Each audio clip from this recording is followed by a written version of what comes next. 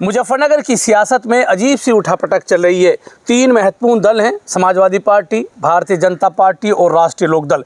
तीनों पार्टियों में दो धड़े बने हुए हैं, यानी एक तरफ एक बड़ा चेहरा है, दूसरी तरफ पूरी पार्टी खड़ी हुई है।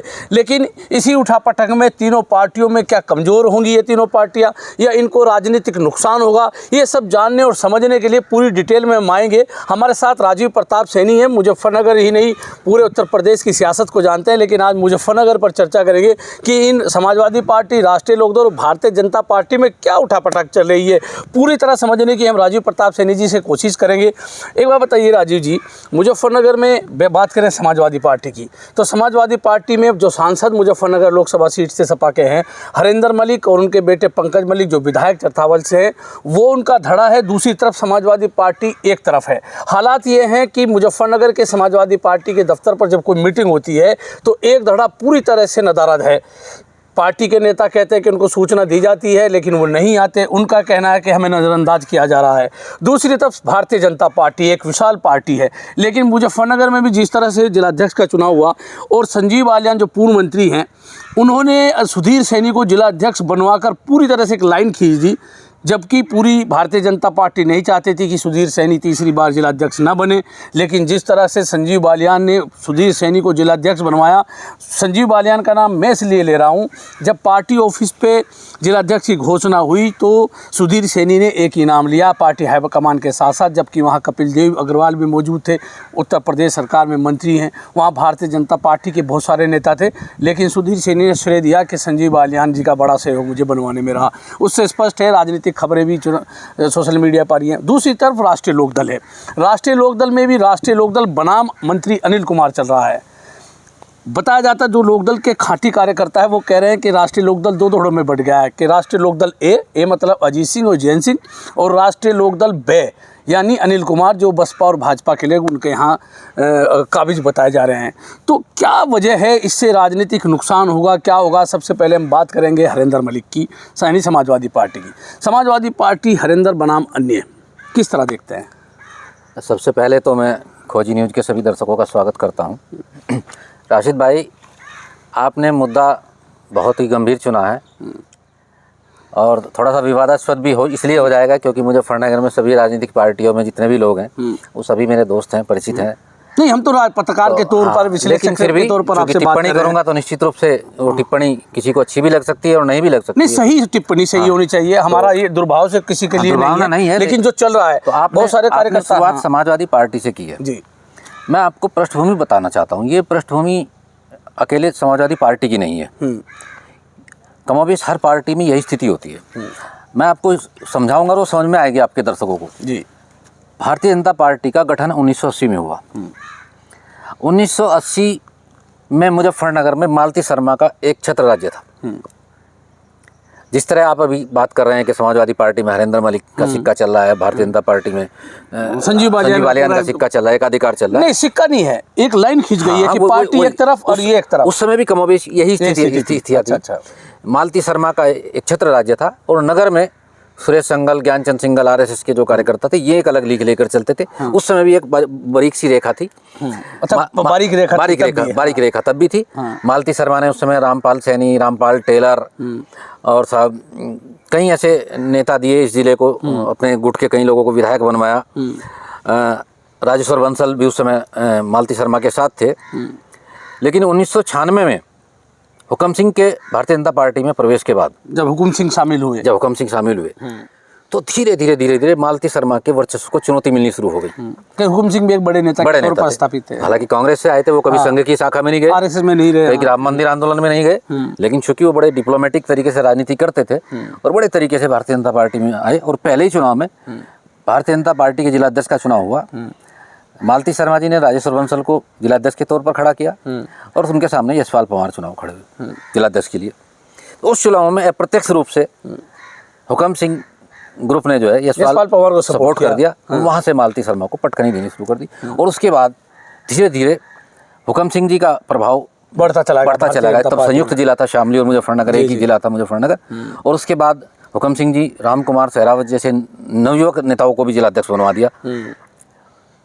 तो ये एक बड़े नेताओं के जो छत्रप होते हैं उनका एक आभा मंडल होता है कि वे चाहते हैं कि जो जिलाध्यक्ष रहे वो उनकी जेब के रहे, यस-मैन रहे, कहना जो उनकी मोहर और उनकी लेटर पैड उनके घर पे रहे। हाँ, कि भाई ये एक मानसिकता आज की विधानसभा का टिकट किसे दिलवाना है, जिला पंचायत में टिकट किसको होना चाहिए, ये मानसिकता कमोबेश रहती है बड़े नेताओं में।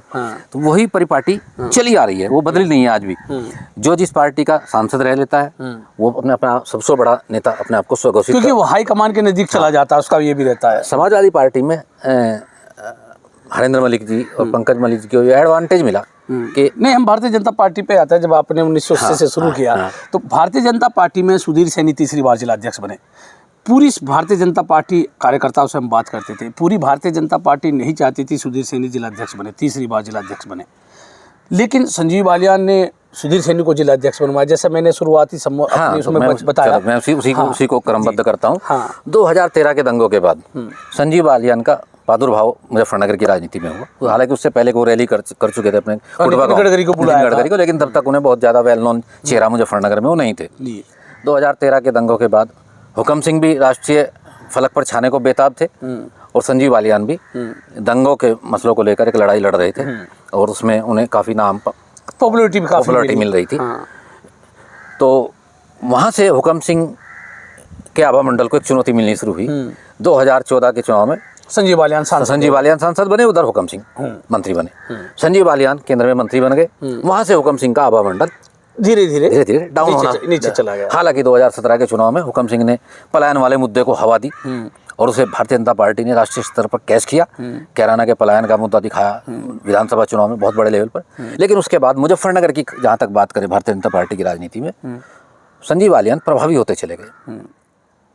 उन्होंने अपने जिलाध्यक्ष बनवाने शुरू कर दिए, अपने जिला पंचायत के अध्यक्ष बनवाने शुरू कर दिए, अपने चेयरमैन लड़वाने शुरू कर दिए नगर पालिका और नगर पंचायतों में। और अपने ही एक तरह से उन्होंने दिखाया कि भारतीय जनता पार्टी उनके इर्द गिर्द घूमती है। भारतीय जनता पार्टी के कैडर को एक तरह से कहे कि दरकिनार करके उन्होंने अपनी टीम संजीव बालियान जो उनके यशमैन थे।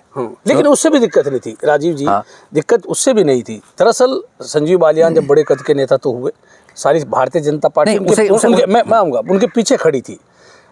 लड़ाई यहाँ शुरू हुई जब सुधीर सैनी को भारतीय जनता पार्टी के लोग नहीं चाहते थे, लेकिन संजीव बालियान ने सुधीर सैनी को ही जिलाध्यक्ष बनवाया। वहाँ से वो लाइन खींची, वहाँ भारतीय जनता पार्टी और बनाम संजीव बालियान हुआ। वहाँ ये लाइन इसलिए खींची कि बीच में जो दो अध्यक्ष बने, रुपेंद्र सैनी जिलाध्यक्ष बने, एक उपस्थिति में और हाजिरी बजाने में फ़र्क होता है। विजय शुक्ला और रुपेंद्र सैनी के विषय में एक आम चर्चा संगठन में थी कि वो हाजिरी नहीं बजाई, उपस्थिति तो रही, मतलब किसी की जेब कर नहीं रही, वो पूरी तरह से भारतीय जनता पार्टी के जिलाध्यक्ष रहे। रुपेंद्र सैनी को बीच में हटवा दिया गया। क्या कारण रहे? वो व्यक्तिगत कारण थे। जबकि रुपेंद्र सैनी का रिपोर्ट कार्ड अच्छा है और उनके कार्यकाल में 6 के 6 विधायक भारतीय इन्हें हटने के बाद में चूंकि एकमात्र चॉइस संजीव बालियान की सुधीर सैनी थे, तो उन्होंने फिर सुधीर सैनी को रिपीट कराया। और उसके बाद अब सांगठनिक चुनाव जो हुए, एक परफॉर्मा था उसमें, सांगठनिक चुनाव तो हुए नहीं, एक तरह से नॉमिनेशन ही हुआ। वो फिर इस बात के बावजूद कि कई लोग प्रबल दावेदार थे और सुधीर सैनी को बनवा के लाए। और नहीं, उससे भी दिक्कत नहीं है। अगर सुधीर सैनी चुनाव के जरिए जीत के आए थे या पार्टी हाईकमान ने बनाया, तो भी भारतीय जनता पार्टी कार्यकर्ताओं को दिक्कत नहीं थी। हम बातचीत करते हैं, दिक्कत यहाँ हुई जब प्रभारी जो चुनाव प्रभारी थे लोधी साहब, जब वो घोषणा करने वाले थे, उससे पहले मंच पे सुधीर सैनी जिंदाबाद का नारा लगा। बाद में सुधीर सैनी ने संजीव बालियान को क्रेडिट दिया। उससे बीजेपी के कार्यकर्ता आते हैं, उन्हें लगता है कि भारतीय जनता पार्टी में निष्पक्ष चुनाव नहीं हुआ। हाँ, ये तकनीकी कारण हो सकते हैं कि पेपर पहले लीक हो गया। पेपर लीक हो गया। हाँ। और मैं इसमें नहीं जाता, सुधीर सैनी चाहते तो इन आरोपों से बच सकते थे। उन्होंने सारा क्रेडिट संजीव बालियान को दे दिया, तो एक तरह से उन्होंने फिर ठप्पा लगा लिया कि नहीं। वहाँ कपिल देव भी थे, उमेश मलिक, मतलब भारतीय जनता पार्टी उमेश मलिक के वीरपाल निरवाल भी थे। तो कहते भाई सबके वो चाहते तो इस जो ये चर्चा डैमेज कंट्रोल कर सकते थे, लेकिन उन्होंने अकेला सारा श्रेय संजीव बालियान को दिया। तो निश्चित रूप से उसकी रिएक्शन तो होना ही है पार्टी में। जो लोग दावेदार थे, जिलाध्यक्ष के दावेदार थे, या जो लोग ऐसे थे जो कैडर बेस अपने आप को मानते हैं, उनकी पूछ नहीं हो रही है, उन्हें कार्यक्रमों की सूचना नहीं दी जा रही है, तो वो आज महसूस करेंगे, उन्हें लगेगा कि नहीं अब आगे पार्टी इसी परंपरा पे चलेगी जिस परंपरा पिछले हिसाब से चल जा रही है। एक चीज़ और अपडेट मैं आपसे करूंगा, जैसे विनीत कात्यायन का नाम भी था, उनके पिताजी आरएसएस के एक बहुत महत्वपूर्ण व्यक्ति हैं। तो बताया जाता है कि आरएसएस की पहली सिफारिश मुजफ्फरनगर में थी कि इसको विनीत कात्यायन को जिलाध्यक्ष बना जाए, उनको भी नज़रअंदाज किया गया। देखिए, आरएसएस की सिफारिश हो सकती है, क्योंकि मैं आरएसएस का कोई पदाधिकारी नहीं, पता तो है, लेकिन चर्चा यह है हाँ, कि चर्चा है, आरएसएस हाँ, उनको चाह रही थी। उनके पिताजी एक बड़े पदाधिकारी हैं, प्रदेश संघ चालक के दायित्व उनके पास है। और इससे पहले रुपेंद्र सैनी जो जिलाध्यक्ष बने थे, मैं मानता हूँ कि उनको जिलाध्यक्ष मिलने में उनके कार्य से ज़्यादा उनके पिताजी के कार्यों का योगदान था। जयपाल सिंह सैनी जी भी संघ के एक बड़े पदाधिकारी थे, और ये एक इनाम के तौर पर रुपेंद्र सैनी को मिला था। लेकिन उन्होंने 100% रिजल्ट देके अच्छा भी बता लेकिन संघ को तो मैं पिछले 2014 के बाद से देख रहा हूँ, संघ चुनाव को लेकर जिस तरह की रिकमेंडेशंस करता है, वे सारी रिकमेंडेशंस, सारी नियुक्त जो उसकी सिफारिशें होती है, हवा में उड़ जाती हैं। हवा में उड़ जाती इस समय भारतीय जनता पार्टी का कुछ मुजफ्फरनगर में इस तरह का माहौल है कि संघ, मैंने देखा है, मैं संघ में काम भी किया हूँ, तो मुझे ऐसा लगता है कि जब भाजपा सत्ता में नहीं होती तब संघ ज़्यादा प्रभावी होता है। जब सत्ता में होती है तो भाजपा के सामने थोड़ा सा उनकी कम हो जाती है सिफारिशें। तो बात करेंगे समाजवादी पार्टी की। समाजवादी पार्टी की कई मीटिंगों को मैंने अटेंड किया, इसलिए किया कि समाजवादी पार्टी के बहुत से नेता, बहुत से कार्यकर्ता आहत हैं। उनका यह कहना है कि संगठन में उनको तरजीह नहीं दी जा रही है, उन्हें बुलाया नहीं जाता है। उनका सीधा सीधा ये भी रहता है कि हरेंद्र मलिक गुट बनाम अन्य। जैसे हम बात करें, हालांकि जिलाध्यक्ष समाजवादी पार्टी के जिया चौधरी, वो कहते हैं मैं तो खुद हाईकमान से बन के आया हूँ, मेरे बनवाने में किसी का योगदान नहीं। लेकिन चर्चा यह है कि वो हरेंद्र मलिक गुट के हैं। महानगर अध्यक्ष हैं वो भी त्यागी, उनको भी हरेंद्र मलिक गुट का माना जाता है। तो कहीं ना कहीं समाजवादी पार्टी में भी यही चल रहा है कि हरेंद्र मलिक गुट बनाम अन्य। पूरी समाजवादी पार्टी, प्रमोद त्यागी हों, हाजी लियाकत हों, मुकेश चौधरी हों, अब्दुल्ला राणा हों, बहुत सारे नाम हैं जो बिल्कुल पार्टी के दफ्तर से जिन्होंने किनारा कर लिया। हालांकि तो इसको किस तरह देखते हैं? समाजवादी पार्टी में उठापटक चल रही है, इसका क्या राजनीति में एक प्रभाव पड़ेगा? जैसा भारतीय जनता पार्टी में एक अधिकार की लड़ाई है, ऐसे ही समाजवादी पार्टी में इसी दृष्टि से मैं देखता हूँ एक अधिकार की लड़ाई है। जब हरेंद्र मलिक ने समाजवादी पार्टी ज्वाइन की, उन्हें एक एडवांटेज मिला कि उनका बेटा पहले से विधायक है। तो जब उन्होंने ज्वाइन की तो उन्होंने ये अपनी शर्तें रखी, अपने टिकट को लेकर रखी, संगठन को लेकर रखी समाजवादी पार्टी में, और उन सारी उनकी शर्तों को मान लिया गया था। तभी जो फिलहाल जिया चौधरी जिलाध्यक्ष हैं समाजवादी पार्टी के, मुझे खूब याद है कि चुनाव से पहले ही उन्होंने एक तरह से कई मंचों से हरेंद्र मलिक का नाम घोषित कर दिया था कि सांसद का चुनाव लड़ेंगे। उस पर प्रतिक्रिया भी हुई पार्टी में।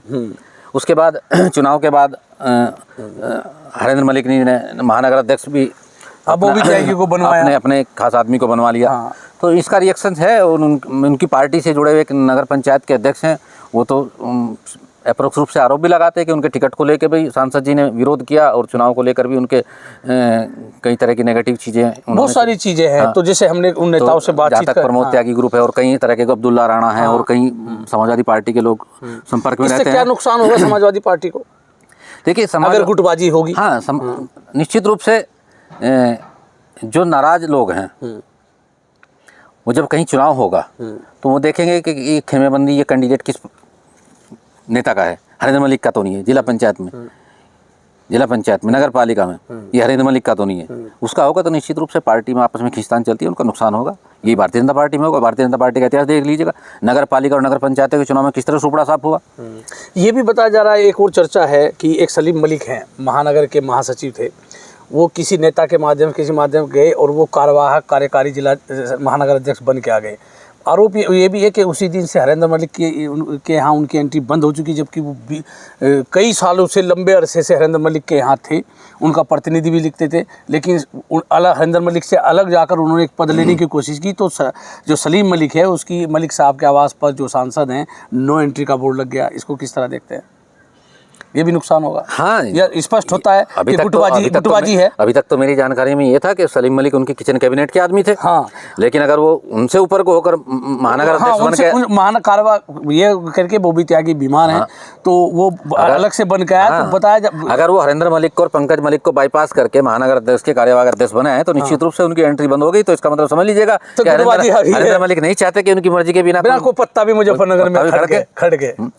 तो इससे नुकसान होगा समाजवादी पार्टी को। पंचायत चुनाव आने वाले हैं, निश्चित रूप से जो पार्टी सबको साथ लेके नहीं चलती उसे नुकसान होता है। तो क्षेत्रीय स्तर पे देख लो, राष्ट्रीय स्तर पे देख लो, जहाँ गुटबाजी होती है उसका परिणाम जो है, उसका दुष्परिणाम हमेशा चुनाव में आता है। अब राष्ट्रीय लोकदल की बात करेंगे। राष्ट्रीय लोकदल में भी राष्ट्रीय लोकदल के कार्यकर्ताओं ने बताया कि राष्ट्रीय लोकदल भी दो गुटों में बट गई है, राष्ट्रीय लोकदल ए और राष्ट्रीय लोकदल बे। ये मतलब जो अजीत सिंह और चौधरी जयंत सिंह के लोग हैं, जो उनके कार्यकर्ता हैं, बे में ये है कि जो मंत्री अनिल कुमार राष्ट्रीय लोकदल के कोटे से बने हैं, उनके यहाँ बसपा और भाजपा के लोगों की एंट्री ज़्यादा है, लोकदल के लोग वहाँ कम दिखाई पड़ते हैं। लोकदल में उठापटक है, इसको किस तरह देख रहे हैं कि यहाँ भी एक लकीर, बड़ी लकीर खींची हुई है?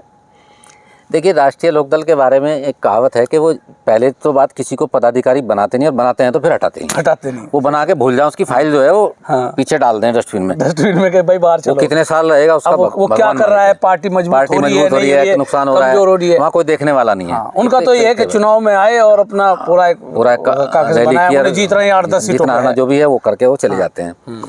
अब रही ये सवाल आने की बात के साहब, लोकदल भी यहाँ दो धड़ों में बट गया है। लोकदल अजीत सिंह वाले और लोकदल अनिल बसपा वाले, इस तरह की चर्चाएं हैं।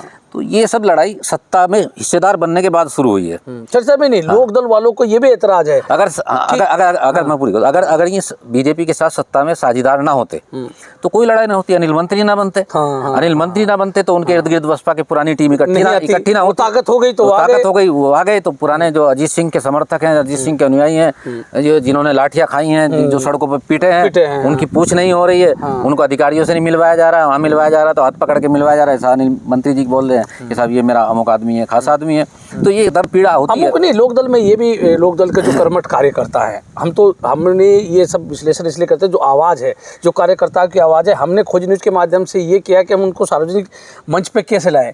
ये भी पीड़ा है कि विनय मित्तल अपना दल पार्टी के नेता हैं, जिलाध्यक्ष से मैंने बात की संदीप मलिक से कि क्या विनय मित्तल तुम्हारी पार्टी के कार्यकर्ता हैं या पदाधिकारी हैं? उन्होंने कहा वो हमारी पार्टी में शामिल नहीं है। लोकदल के कार्यकर्ताओं को ये भी दर्द है कि अगर उन्हें अपना प्रतिनिधि बनाना था मंत्री अनिल कुमार जी को, तो वो किसी लोकदल के कार्यकर्ता को बनाते, जो लोकदल के कार्यकर्ता को थोड़ा सा बल मिलता। देखिए, अनिल जी जो है मूलतः समाजवादी पार्टी से गिफ्ट किए हुए लोकदल को विधायक हैं। अब वो देखिए, उनका विवेक है, वो किसी को भी अपना प्रतिनिधि बनाए, वो तो विवेक है, लेकिन जो कार्यकर्ताओं का दर्द है। हाँ, तो कार्यकर्ताओं को निश्चित रूप से, कार्यकर्ता कहना लाठी हमने खाई, पिटे हम, संघर्ष हमने किया। अगर कैडर से पूछकर, कैडर से सलाह लेकर, लोकदल के पुराने नेताओं से सलाह लेकर कोई काम अनिल जी नहीं करेंगे तो निश्चित रूप से उसकी प्रतिक्रिया होगी, और प्रतिक्रिया पार्टी के भीतर होगी, फिर पार्टी के भीतर होगी तो बाहर पब्लिक डोमेन में भी आएगी। तो हमने भाजपा और सपा के नुकसान की तो बात की, तो लेकिन आपने लोकदल के बारे में तो अजीब बात बता दी कि वहाँ तो जिसको बना दिया पदाधिकारी उसकी फाइल पीछे फेंक दी जाती है। तो यहाँ राजनीतिक नफा नुकसान की तो बात नहीं है, लेकिन लोकदल के कार्यकर्ता आहत हैं, इसको लेकर क्या कहेंगे? देखिए, लोकदल के नेताओं की मैंने बताया बड़ी पीड़ा है, वो अपनी पीड़ा किससे कहें जाके। अच्छा, ये भी बताते हैं कि जयंत सिंह मिलते नहीं अब किसी से, जब से मंत्री बने। अब पहले भी कम मिल रहे, तो जब पहले तो भाजपा से गठबंधन हुआ उसके पहले भी वो कई महीने गायब रहे। कार्यकर्ताओं का ये भी हम दर्द किससे बयां करें? संगठन के तौर पर कोई ढांचा नहीं है, कोई सुनने वाला नहीं है। मान लिया कोई क्षेत्र अध्यक्ष, किसी की कोई हैसियत नहीं है, कोई निर्णय ले सके। जयंत चौधरी जी की सलाह के बिना कोई निर्णय नहीं ले सकता। अब किससे कहें, वो इनके पास इतना समय नहीं है, अपने मिनिस्ट्री देख रहे हैं, राष्ट्रीय नेता हो गए हैं, राष्ट्रीय फलक पे बहुत काम करना है, मंत्रालय का बहुत काम है। पार्टी तो चलती रहेगी, जैसे चल रही है चलेगी। राष्ट्रीय लोकदल को लगता है कि उसका एक फिक्स वोट बैंक है, वो जो कहीं नहीं जाने, कहीं नहीं जाएगा। लेकिन उस वो फिक्स वोट बैंक में से मुसलमान चला गया। मुसलमान ये एक अलग फैक्टर है, ये एक अलग फैक्टर है। लेकिन जो जिस जातिगत ढांचे के अंतर्गत रह के राष्ट्रीय लोकदल राजनीति करता है, उन्हें पता है तुम्हारे वोटर कितना तुम्हारे प्रति लॉयल है। उसमें टूट थोड़ी बहुत हो सकती है, लेकिन बहुत ज़्यादा नहीं उन्हें, और वो उन्हें उतना ही चाहिए अपनी राजनीति इस क्षेत्रीय दल के रूप में करने के लिए। संतुष्ट है।